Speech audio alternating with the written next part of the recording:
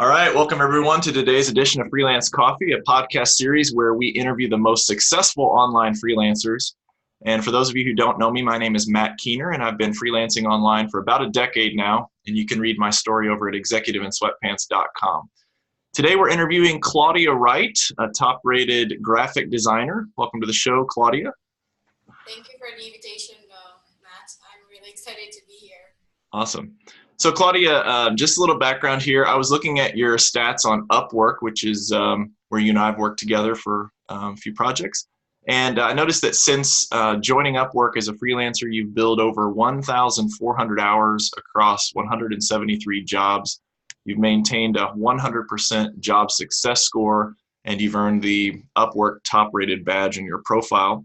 And it's also worth noting that your public hourly rate is $150 an hour, which is awesome. I'm very impressed by that. So we've got a lot of good stuff here to go over. But before we get into any strategy and that sort of thing, maybe you could just give us a little background about your story and how you got into freelancing. I worked for a social media agency in my home country. And then I met my husband and I had to move to Canada in Prince Edward Island. So I don't know if you ever heard about Prince Edward Island, but it's not a very big island. So there are not many graphic design jobs that you can find around here. I found one, but I was not satisfied. And then I tried to look on what other options I had. And freelancing seemed like a good idea. So I was kind of forced into it, but you know, I'm very happy I did. I'm very happy that was the case because it's been an amazing experience, and you know, I learned so many things. So yeah, moving to Prince Edward Island was my starting point. Let's say that. I think it was Odesk a while ago, and then it was Elance, and then it transformed in Upwork. So I made a profile there many years ago. I think I started in 2011, but I never really applied for jobs. I didn't keep up with what was going on there. And when I moved here, I started applying for jobs on Elance. And I applied every day for a long time to 5 to 10 jobs a day. And things started to pick up.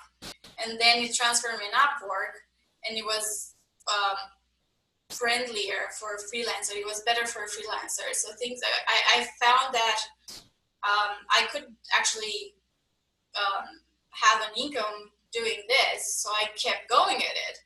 I applied for jobs every day. So every day I would be in front of my computer and look for jobs that I could apply for. And I kept doing this for about a year. I started very low.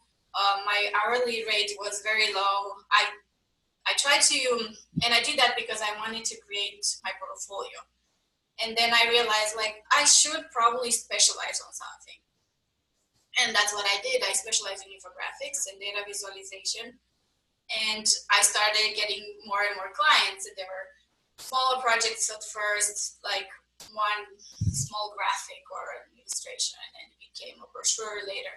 So things got better in time. And yeah, I'm here now. And I think I've been on Upwork since 2011, but I really started working on Upwork in 2014. Awesome. Yeah, you mentioned a couple really interesting points that I try to stress whenever I'm writing about freelancing. I see freelancers make the mistake of making their profile very generic. It's like a virtual assistant, graphic design, social media, marketing. You know, it's like everything you could imagine. It sounds like you've kind of gone a different direction, not just focusing on, of course, graphic design, which is your skill, your primary skill, but even within graphic design, focusing in on infographics and original designs that you're creating from scratch, right? Yeah, and I think people do that because they are used to having a job. And when you are an employee somewhere, you're going to be needed for different skills. But when you're freelancing, think people come to you because you're this expert and you do this job really well, and they need somebody to do this job really well. Yeah. I think that's the difference. It's the way we think about a job, and freelancing is different that way. I would agree. I would imagine with your line of work, you're dealing with a lot of kind of initial projects, right? Like a client needs a brochure done or something. How do you, what has been your strategy for converting those initial projects into kind of long-term relationships with clients? This has been my goal for the last 2 years, so I'm still working on it. I think is make sure that your client knows that you have other skills than the ones that you're advertising. I started with an infographic, but I asked my clients, hey, what are your needs? What else do you need? Maybe I can help you, even if it's an advice on what size for a brochure to choose, or I don't know what type of banner to put on their website. I just make it clear that I have other skills as well. And although I don't advertise them on my Upwork profile. Now Upwork has specialized profiles where you can, you can create different specialized profiles, and you can show your work for that specific profile, which is great for those people who have multiple skills, but they still, want to show that they are very good at two things at once, not just one. Have you used that feature? Is that something you've used? And if so, how have you started to do it? Because I know of it, but I haven't really played around with it yet. I'm working on it. I'm actually writing the content right now. Okay.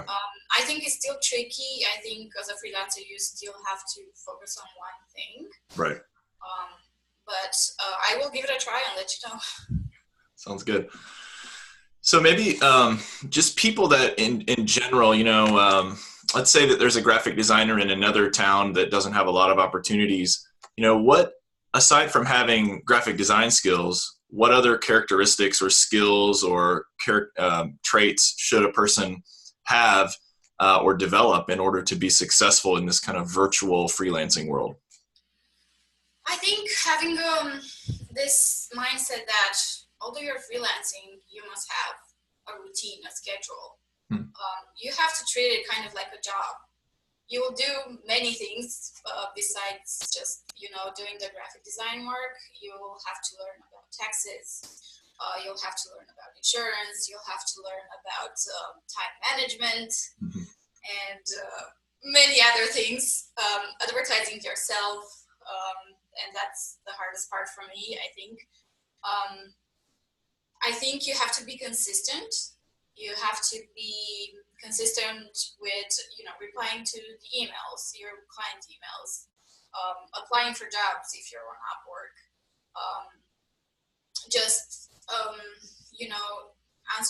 Be consistent and be responsive. I don't know how other people respond to their clients, but I try to respond to an email right away. I find that works for me because that way you say, hey, I'm here, I'm listening to you. Yeah. I'll be here to help you. And if you cannot reply or do the job right away, you can say something like, I cannot do this right now, but I'll do it in an hour when I get back. Learn how to take criticism. Especially as a graphic designer, you've got everybody's got an opinion on what looks good, right? That's true, and it's definitely a skill that I learned, while doing it. And what else? You would have to set up clear expectations. Here's what I know how to do. Here's how I'm going to help you. Here is when I can deliver this project. Those are the basics. You would need to be polite, and you would need to be a good communicator. I think those are very good suggestions. Yeah.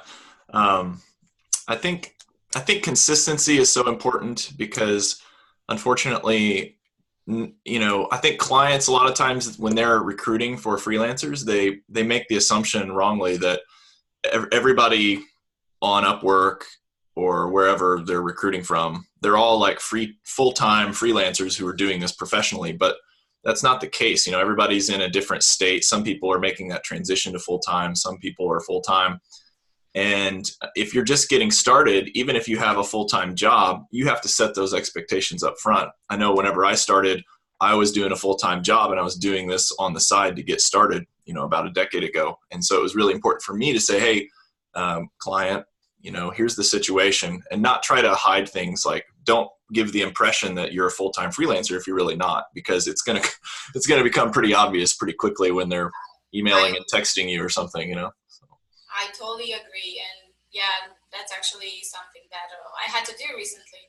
And you know what? Sometimes when you're honest and you let those things out, clients actually, they respond pretty well to those things, and they try to accommodate. If they respect you and they value your work, they will try to make it work. I would agree with that. I think that most clients who are recruiting virtual freelancers go into it understanding like, hey, this person's never probably going to come to my physical location. I can't call them on the weekends, or, it's like, there's kind of like this implied separation among most clients that like this, going into the relationship, what it's like, it's not like it's not an employee. So clearly that's different. So anyway, I think that reemphasizing those boundaries is important, because you will occasionally come across, at least in my situation, you do come across some clients that are less reasonable than others. And at a certain point, if you do this for long enough, you can kind of start to weed out clients that you don't enjoy working for and focus on those clients that value your time the most and respect those boundaries the most. Have you experienced that at all? Yes. I worked with different clients from different industries, and it's true, you develop this skill of it's kind of like an instinct when you find somebody that you really enjoy working with. It's easy to even from the way they communicate with you and the way they send the emails. If they send you 10 emails, like you know that's not a client you want to work with. 10 emails in like 2 minutes, it's not a good sign. Yeah. It's like that, but it's vice versa as well. If you find a freelancer that doesn't respect your time and as a client and it doesn't bring any value, then it's best for both parts to just not collaborate. Yeah. And that's okay. That's totally okay. Yeah, exactly. I mean, everybody's different. There's different personalities, and I know my personality meshes better with other types of personalities than, maybe somebody else. I found, the thing you said about somebody that sends you 10 emails really quickly, that's another warning sign. That's a warning sign, but there's a few other warning. I should write an article about this, the warning signs that you might be in a bad relationship with a client. If they're texting, you gotta be careful who you give your mobile phone out to, because you start getting texts at weird hours, or they'll start asking you to do things that you're not comfortable doing, like reviewing legal documents or random stuff like that. You can't be afraid to push back and just say no sometimes. That's right. Another thing that I think you should have or you should do as a freelancer would be don't promise things that you cannot deliver. Yeah. I would rather say, hey, I can deliver this in 2 weeks and deliver it in 1 week, than say I can do it in 1 week and deliver it in 2 weeks. I think it's all about that trust. It's that trust factor with the client. Like, are you delivering on your promises as a freelancer? Are you providing good work? And then on the client side, are they checking your Upwork, work diary constantly and asking you why you billed at 10 minutes on a day or added manual time? It's like there's kind of this trust that has to be built on both sides of the equation. And for the freelancer, missing deadlines is a big one that, it's kind of a no-no. So. So we've talked a lot about freelancing. I was thinking maybe we could talk a little bit about your typical work week in terms of, when you're working as a freelancer, you're running your business. how much of that time is spent just doing, accounting and figuring out like insurance problems and things that kind of go with your business versus the time that you're actually billing time? And how do you strike a balance between those two? So I would like to think that is around 70% time that 70% of my time is billable, but I don't think it's the case. Because like you said, you have to work on your portfolio. You have to update your portfolio quite often. You have to look into payroll and taxes and HST and GST. And I don't have insurance, but because I have a corporation, but those things take time, not to necessarily do them, but understand them. So that took me a very long time.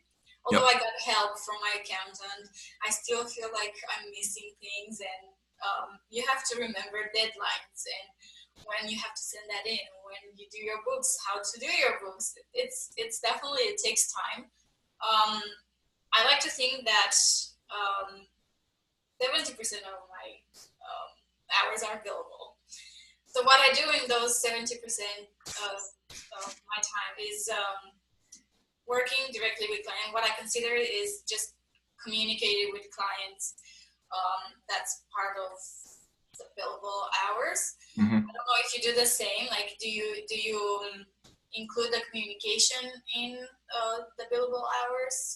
Yeah, I've very early on, I make it clear, like, hey, when I first am talking to you, like, you're not my client yet, then I'm not billing you for that time. I'm just interviewing you and understanding like your needs and that sort of thing. But once they hire me, then if we have a meeting, then I'm going to bill them for that time. Because if they had an employee, then the employee would be being paid for that time. And I think generally speaking, most clients expect that, and if they don't expect it, then it's probably not somebody that you should be working with. That's my personal opinion. I don't know if there's any other best practices out there, but if I didn't bill, especially as a consultant, like that consults on strategy and marketing planning, I mean, that's really where I bring value is my just ideas that I come up with, and I can see where it might be a little bit, people they might be torn initially, like, well, I'm a graphic designer, and I only have one or two clients. Should I be billing for a meeting where they're telling me what to do? But I would say yes, and if you're not sure, just, that's the thing, is like, we all have ethical situations that we come across. I've had clients ask me things that ethically I can't agree to do. And I'm open and honest to say, look, I can't do what you're asking me to do, and here's why. And if they, it's better to be honest, and then they tell you like, look, you're weird, we're firing you, and so be it. There's plenty of other people out there to work for. That's the way I look at it. Exactly. Yes, I do the same. Sure, the first conversation is not billable, but it's part of the process. The rest is part of the process. Yeah. Briefing, even sketching, I also add that to my billable hours, and ideation. That should also be billable because it's part of the process. That's how I work. That's what I do to make money. Yeah. I would imagine that graphic designers sometimes, when they're going into this, they might feel like they should do everything on a fixed budget, like, hey, we need a brochure done, and we've got, we're a client and we've got a $200 budget for this brochure, blah, blah, blah. What are your thoughts on, as a graphic designer, is that a scalable business model to do everything on a fixed project, or is it better to kind of push toward an hourly model? I've always worked per hour. I chose to do my work per hour because I wanted the flexibility of, just, I know I have to work 3 hours on this project. Yeah. And organize my time better. But I can see why some people would choose to have a fixed price. I think the fixed price shouldn't be a way you work. If you would offer a price that is based on the value that you bring, that would be more sustainable. But if you have just like a fixed price, I don't think that's sustainable at all. No, I mean, the only thing I've come across is like in my line of work, I do a lot of writing in addition to, writing blog articles and that kind of stuff. And once I know the client and I know what they like and I know their expectations and all that stuff that can be a big variable when you're just first meeting a client, then I'll come up and say, hey, look, it seems like you're asking me to do this particular type of article over and over again. Why don't we set a fixed budget for it? And then, I'll make sure that from a budgeting standpoint, it helps you out. And then if I become even more efficient at it, then my hourly rate essentially goes up by being really good at it. And it's kind of standardization of work. But the challenge with that is the variable is if you're doing that model on new clients, and you don't know what their expectations are and they give you a million edits and make you go back and start over, then that quickly becomes unscalable. That's true. Yeah, I had that idea in mind as well. Like when you start with a new client, it's impossible to set up a fixed, because you don't know what they want. You don't know what they need. Yeah. They say they need something, but they don't really need that. Mm-hmm. So it's the discovery process that it takes time. And after you get to know your client, it is definitely better to set up something that the freelancer is satisfied with, but the client is also satisfied with. Yeah. And if it's a fixed fee, it can be a monthly fee or a weekly fee. That would work great, and that works great for me. I find that this model works much better for me. And then when I have new clients, I can apply the hourly rate. Yeah. Maybe we get into kind of balancing that success factor with being too busy. I know that one of the strategies I've used is once I get busy, I just raise my public hourly rate and I keep doing that. And then if somebody invites me to interview, then it's worth my time to reshuffle the deck, so to speak, and consider taking on another client. I'm guessing you've probably done the same perhaps, but my question for you really is, like, how do you find that balance between having, more than you can do and not jeopardizing your family life as well? It really depends on the goals that I set up for myself and for my family. I think I can afford at this point to work a lot because I don't have any kids yet, but it's something that my partner also is aware of. So we communicate and it's like, hey, I have so many things to do. Is it okay if I take one more thing? And he'll probably say, yes, we should do this, but then we should do something else and you should take a break. And that is the case right now because I'm on 2 contracts and I'm really busy. And, the holidays are happening and he's like, you need a break. I've been working like this for like 6 months and it's quite intense. But I'm almost reaching a goal, a personal goal and a business goal. And that's great. But after that, I will be able to balance it more. So I guess my answer is depends on the goal that I set up for myself and for my business. Yeah, that you raise a really good point. I think your family situation really impacts that, being open and honest and good communication with your spouse. And then also having, your children. I mean, when I first started doing this, my wife was pregnant with our first child. 10 years later, we have four children. So it is increasingly difficult for me to, find that balance and feeling like I'm providing properly, but then also, providing my time as well. So, we'll have to revisit this conversation in the future. Well, I think you're doing the right thing and you're asking for help. Yeah. You're hiring different people to help with different tasks. And that's my next goal as well, because I am getting busier and I also want a kid. So when that is going to happen, I'm going to have to find other ways to still make the income that I want and continue doing the freelancing. Yeah, that's a good point. Yeah. Let's see here. You mentioned that you have been really busy over the last 6 months. What are some of the tips that you have for people like when you are doing non-work stuff, you're just relaxing, what are the things that help you to kind of rejuvenate yourself so that you're ready to take on the next Monday morning? Oh, sleep. Sleep? Yeah, I hear you. Sleep, and I just watch a TV show or I cook. Uh-huh. I don't do anything, or if I feel like I'm to a point where, oh my God, I just need to learn more new things because everything is changing so fast. I sit down and I learn a new thing. Like right now, I'm curious about data science and I'm looking into it, but just I'm a beginner, but I'm curious about it, and I feel like it will help me in the future. But yeah, sleep, cook, and watch TV or learn a new thing.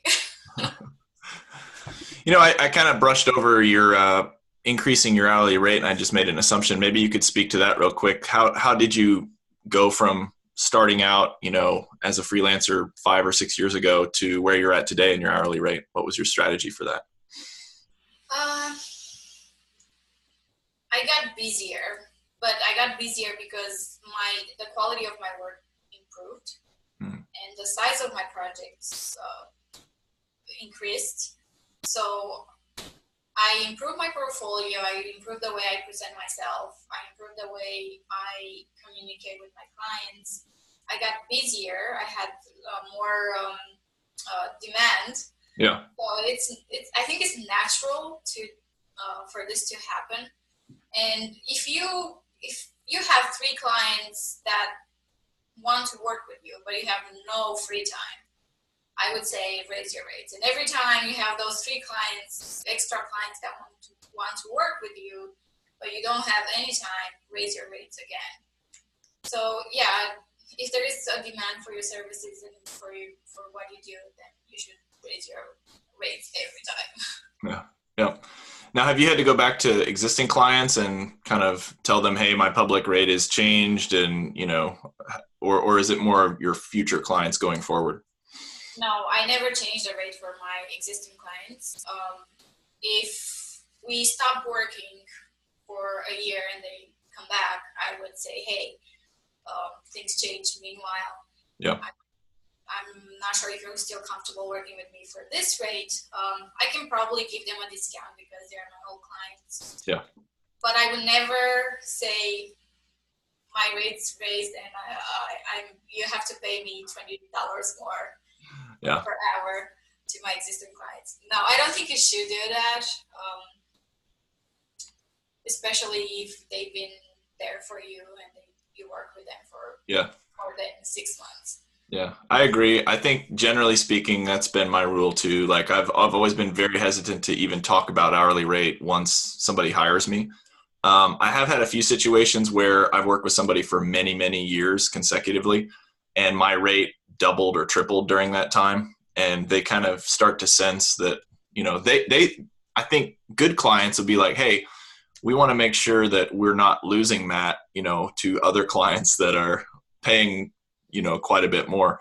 And so I've had to have a few conversations where it just came up somewhat organically, and the hourly rate. And then, I said, hey, look, this is what my rate, this is what new clients are paying, and then they gladly will talk about it. But I'm with you. I would never be like, hey, thanks, but my new hourly rate is $30 more per hour or something. It's kind of a weird topic because if you're an employee, you kind of just expect that, 3% raise every year. But as a freelancer, it's like, you're your own business owner. So it's kind of something that it's a good problem to have, I guess. Yes. I had clients who also sense that there is a need to increase the rates, and because it's natural. I had a client for 3 years now. We don't work every week together, but we have big projects that happen every 3 months or so. And I would never tell her, hey, I raised my rates, but she was like, are you still comfortable with this rate, with this amount of money that we pay for this type of project or this hourly rate? And I was like, well, actually, I raised my rates. I'm very busy. I still love working with you. I would still like to keep this going. Yeah. But I would really appreciate if you would pay me more. Yeah. And Yeah. that worked. And I had another client that I worked with, and I expressed the fact that my rates went up, but I want to charge you, and they got upset and they didn't want to work with me, and that's okay too. Yeah. I mean, we're talking about clients who worth your while and clients who do not. Yeah. I think the closest I've come to explicitly asking someone to raise my rate was when clients say like, hey, what can we do to get more of your time? Like they ask that question, and then it naturally necessitates like, well, honestly, my extra time is going to these clients that are paying quite a bit more. And that's just the reality of economics. And, and then the discussion goes from there. But it doesn't happen too often, I would say, Yeah.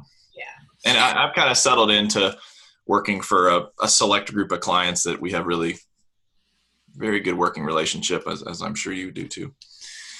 Yeah. Maybe let's wrap up the conversation here. Just any advice that you might have for somebody that is, thinking about starting their freelancing career. What's something that now that, an aspiring freelancer, somebody fresh out of college, somebody that is looking to, not just settle for what's in their community, what tips would you give them?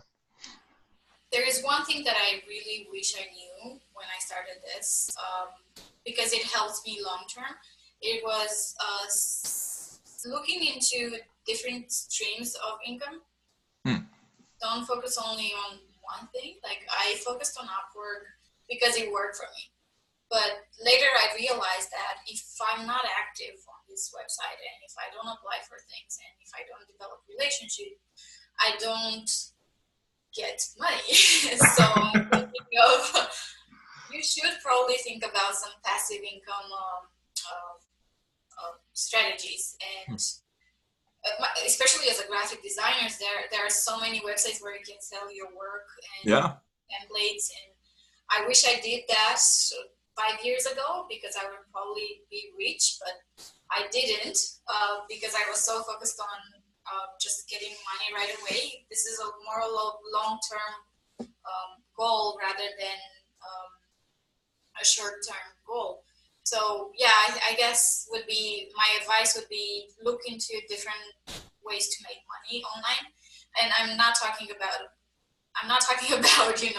answer surveys and stuff like that. I'm talking about passive income. Yeah. Applying your skills in different ways, Yes, exactly. I wish I did that. I'm starting to do that now, but it's really hard because I'm really busy. Yeah. And I understand that, but if you spend like an hour every day to put some effort into a template that you can sell for the next 10 years, then do it. I would say that's solid advice, Claudia. That's exactly what I've been trying to do and still trying to figure it out because like you, I'm busy and it's like, well, should I spend 30 minutes a day or should I just batch up all my non-billable time on Friday and just, there's a lot of discussions or decisions like that need to be made. But I guess that I was talking about the goals that I set up for myself. So I have a corporation and I have a payroll. So every month I get this paycheck for me. I'm my employee, basically. So I pay myself, but I'm trying to get enough money that I can afford in starting April. Like I would get so much money in my business bank account that I can pay myself for 3 months, and then I can actually spend 2 hours every day to work on my passive income. It's setting up those goals that allows you to do this type of work as well, the passive income work. It will definitely help you long term. Awesome. That's a really good strategy. You've got to be very strategic with every block of time that you set aside. you know, and because each hour that you're not billing time is, in your case, $150 down the drain. So that you've got to make the most of that hour, 2 hours, 5 hours a week or month, and be working on not only quality work, but the best, you know, the best money making strategy that's outside of billing time. So, and that's, I've always struggled with that too. It's like, what's my best focus? And then what's the best thing I can do within that focus? That's me not billing time. So, and a lot of Yes. times I just default to billing time because it's easy. Yes, exactly. It's immediate and you see the result right away. But if you want to spend more time with your kid and some 10 people buy your template or your downloadable PDF for $10, you have $100. So, Yeah. yeah, it's really hard. You really have to get into that state of mind. Like I'm doing this for my future. It's gonna work. But then it's really hard. But I would say you have to do it if you want to get consistent income. Awesome. All right, Claudia, I think that wraps it up. Thanks so much for joining us today. And, everyone that's listening here, be sure to like this video and check out executiveinsweatpants.com for more freelancing best practices. Thank you very much, Claudia. Thank you very much. This was a lot of fun. Good. We'll do it again. Awesome.